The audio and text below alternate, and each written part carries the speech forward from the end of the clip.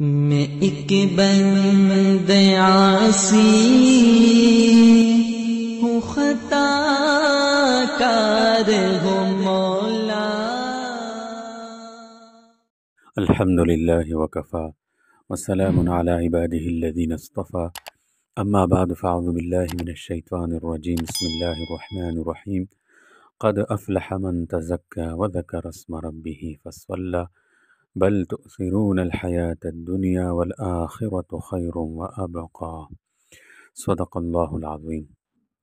ماہ رمضان کی آمد اور ہماری ذمہ داریاں، اس کے متعلق یہ تیسرا درس ہے۔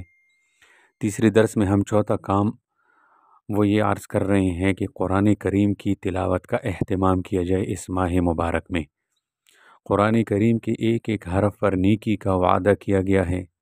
کوشش کرے کہ تراویح میں جیسے مکمل قرآن سننے کا اہتمام ہوتا ہے، اسی طرح مکمل قرآن کریم کی تلاوت کو معمول بنائے۔ روزانہ ایک پارہ پڑھیے تو انشاءاللہ ایک قرآن کریم کی تلاوت مکمل ہو جائے گی۔ یہ تو کم سے کم درجہ ہے۔ جس کسی کو اللہ توفیق دے تو وہ کوشش کرے کہ ایک سے زیادہ قرآن کریم کا ختم کرے۔ اس سلسلے میں بزرگوں کے بڑے واقعات ہیں۔ بعض حضرات روز ایک قرآن کریم مکمل کرتے تھے، بعض ایک دن میں 2 بار جو ہے قرآن کریم مکمل کر لیا کرتے تھے۔ ایسا اللہ تبارک و تعالیٰ نے ان کو اوقات میں برکت عطا فرمائی تھی۔ بعضوں کی یہ عادت تھی کہ ایک دن کو اور ایک رات کو اور ایک مکمل تراویح میں۔ تو بہرکیف کوشش کرے کہ زیادہ سے زیادہ تلاوت قرآن کا اہتمام کرے۔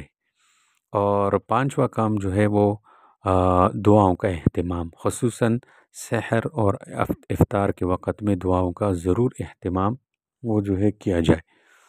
دعا کے قبول ہونے میں جس طرح باقی اسباب کا بڑا دخل ہے، اسی طرح زمانے یعنی وقت اور مکان یعنی جگہ کو بڑی اہمیت حاصل ہے۔ زمانے کے لحاظ سے رمضان کے مبارک مہینے میں دعائیں زیادہ قبول ہوتی ہیں۔ ایک روایت میں آتا ہے کہ جو شخص رمضان المبارک میں اللہ تعالیٰ سے مانگتا ہے، اللہ تعالیٰ اس کو ناکام نہیں لوٹاتے۔ تو یہاں 2 بات یاد رکھنے کی ہے۔ ایک یہ کہ دعا کے لیے انسان یکسو ہو، دل غفلت میں مبتلا نہ ہو، ورنہ دعا قبول نہیں ہوتی۔ اور کامل یقین اور اعتماد کے ساتھ اللہ تعالیٰ سے دعا مانگے۔ اور دوسری بات یہ کہ دعا کی قبولیت کا مطلب یہ نہیں کہ ہمارا مطلوب ہمیں مل جائے، بلکہ اگر اللہ تعالیٰ کی حکمت ہو تو مطلوب مل جاتا ہے، ورنہ دعا کی برکت سے آنے والی مصیبت ٹل جاتی ہے۔ اور ایک صورت قبولیت کی یہ بھی ہے کہ یہ دعا آخرت کا ذخیرہ بن جاتی ہے۔ تو سحری اور افطاری کے وقت میں بالخصوص دعائیں قبول ہوتی ہے۔ اس لیے ان دونوں اوقات میں فضول کاموں اور دین کے نام پر مختلف چینلز پر نشر ہونے والے پروگراموں کے دیکھنے یا ان میں حصہ دار بننے سے بچیں۔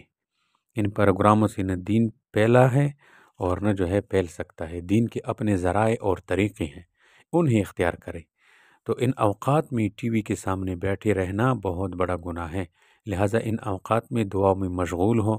رسول اللہ صلی اللہ علیہ وسلم نے فرمایا کہ روزہ دار کی دعا افطار کے وقت زیادہ قبول ہوتی ہے۔ ابن ماجہ میں حضرت عبداللہ بن عمر بن العاص رضی اللہ تعالیٰ عنہ سے منقول ہے، ان للصائم عند فطرہ لدعوة ما ترد، کہ روزہ دار کی افطاری کے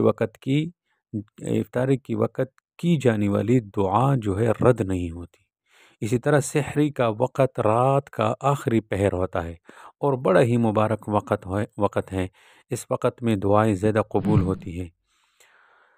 اور 6واں کام وہ ہے ذکر و اذکار کا اہتمام، کہ رمضان میں ذکر اور اذکار کا اہتمام کرے۔ چلتے پھرتے کام کاج میں مشغولیت کے ساتھ ساتھ سفر میں ہیں، گھر سے روانہ ہو رہے ہوں یا شام کو واپس گھر جا رہے ہوں، بس نیت کر لے کہ یہ وقت کسی اور کام میں تو خرچ نہیں ہو سکتا، لیکن زبان پر اللہ کا ذکر کر سکتے ہیں۔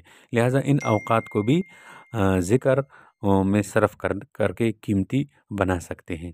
ترمذی شریف کی روایت ہے، حضرت عبداللہ بن بصر رضی اللہ تعالیٰ عنہ فرماتے ہیں کہ رسول اللہ صلی اللہ علیہ وسلم کی خدمت میں ایک شخص آیا اور اس نے کہا کہ اے اللہ کے رسول صلی اللہ علیہ وسلم، ان شرائع الاسلام قد کثرت علیہ، شریعت کے احکام تو کثیر ہے، فاخبرنی بامر ما اتشبث بھی، کہ مجھے کوئی ایسا امر بتا دیجئے، ایسا حکم دیجئے کہ جس سے میں مسلسل برقرار جس کو میں مسلسل برقرار رکھوں، اس پر عمل کروں۔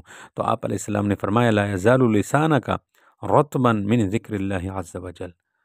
مختصر بات جو تم چاہتے ہو وہ یہ ہے کہ تمہاری زبان ہر وقت اللہ کے ذکر میں مصروف رہنی چاہیے، اللہ کے ذکر سے تر رہنی چاہیے، ہم وقت ذکر کرتے رہو۔ تو ہم کوشش کریں کہ ہماری زبان پر ذکر الہی جاری ہو۔ ذکر کی مختلف صورتیں ہیں، آپ سبحان اللہ کا ورد رکھیں، الحمدللہ کا ورد رکھیں، درود پاک میں مشغول ہو، یہ سب ذکر کی صورتیں ہیں۔ اس سے انشاءاللہ ہمارا رمضان قیمتی بن جائے گا۔ اللہ تعالیٰ سے دعا ہے کہ اللہ تبارک و تعالی ہمیں اس ماہ مبارک کی قدر کرنے، عبادت میں صرف کرنے اور اس مہینے کی ساری رحمت، برکت، اجر و ثواب حاصل کرنے والا ہمیں بنائے۔ وآخر دعوانا ان الحمد للہ رب العالمین۔